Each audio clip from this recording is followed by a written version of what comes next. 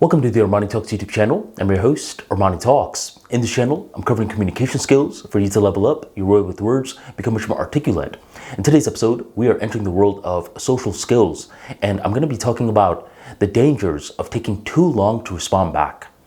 There was this one girl that I used to work with that was very quiet, and I didn't initially like her because anytime we had to interact, she was somewhat rude.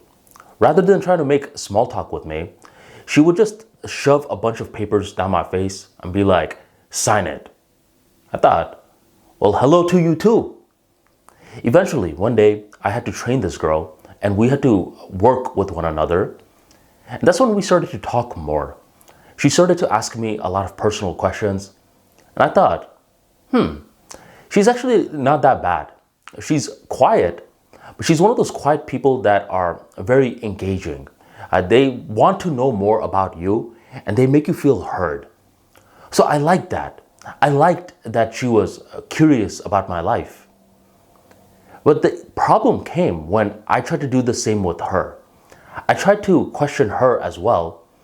And each time I would ask her a question, she would be like,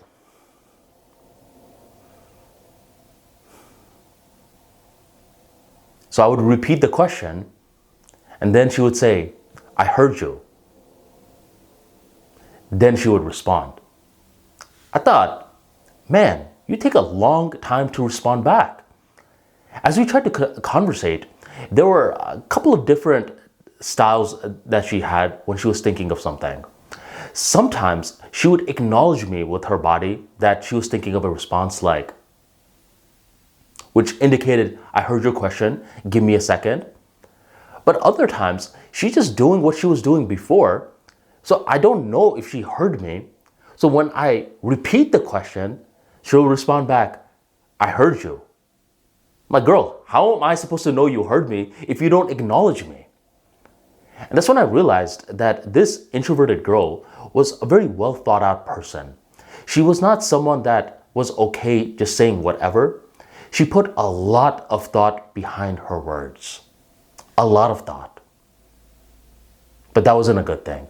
In my opinion, what eventually happened with me and this girl was I started to build this dread whenever I wanted to talk to her because I thought, okay, are we going to get this whole show right now? I'm asking her a yes or no question. Is she just going to say yes or no? Or is this going to become a thing? And during that long wait of listening for that response, like when am I going to get that response? In that wait, I felt dread because a lot of the times I kept thinking, did I ask her something stupid? And we don't like to feel that feeling for long. And if we keep feeling that feeling when conversing with someone, eventually we're not going to ask them too many questions. Later on in our interactions, she was asking me a lot more questions. I'm like, I will ask you questions, but it's going to be limited until you fix your behavior. And this girl taught me a very important social lesson. It's better to give a fast, imperfect response than a slow, perfect response. And the reason I did air quotes for perfect is because it's not perfect. It's just slow. If you give the perfect response in an overly slow way, the other person just views it as, man, this guy takes forever. This guy is so boring. They're going to start to view you as boring or snobby. I don't know why, but I thought this girl was just a little arrogant at times. Versus if she would respond back quickly, I would think that she was very likable.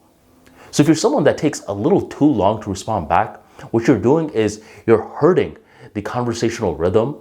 You're building this perception that you are boring or snobby, and you're just putting this other person in a state of dread. Over time, they are going to stop asking you questions, and you're going to be like, well, what did I do? I responded back. And by the way, if you are going to be slow after watching this whole video, at least acknowledge that you heard the question, and then be slow for however long you want to be.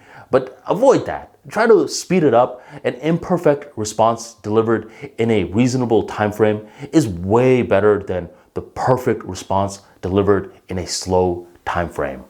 If you learned a thing or two about social skills, you definitely will learn more in my book, The Charisma King. Within this book, I drop a lot of practical insights on how to boost your charisma, listen better, speak better, and build a network filled with loyal people. To check out The Charisma King, scan this barcode or this QR code, whatever you call it nowadays, right on here. Scan it and grab your copy today. If the barcode is not working for you for whatever reason, go on ArmaniTalks.com, hit shop, and grab your copy today. Thank you very much for joining me, and I will catch you next time.